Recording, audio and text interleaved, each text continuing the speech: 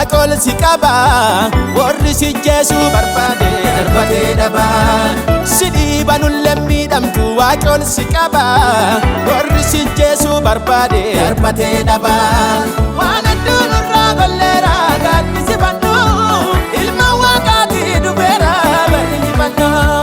waan hedduun irraa golleera gaaddi si bannu ilma waaqaatii dhufeera barri injifannu.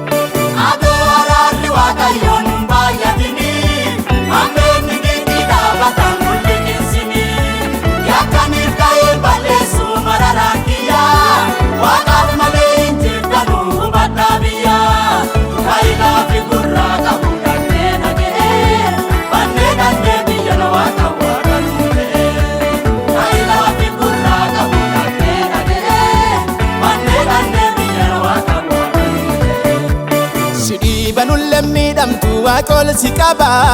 warri si jeesuu barbaade darbatee dhaba si dhiibanuun lammiidhamtu waaqol si qaba warri si jeesuu barbaade darbatee dhaba waan hedduun irraa golleera gaaddi si bannu ilma waaqaatii dhufeera barri injifannu waan hedduun irraa golleera gaaddi si bannu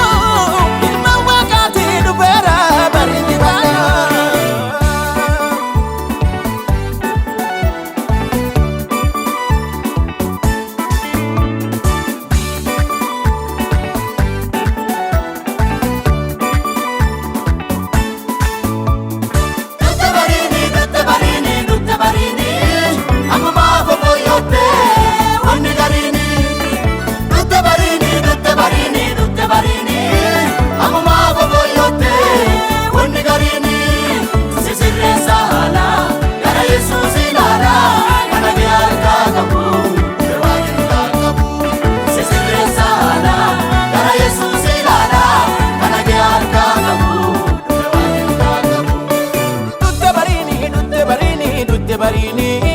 Amma boyote wani garini dufte barini amma boyote wani garini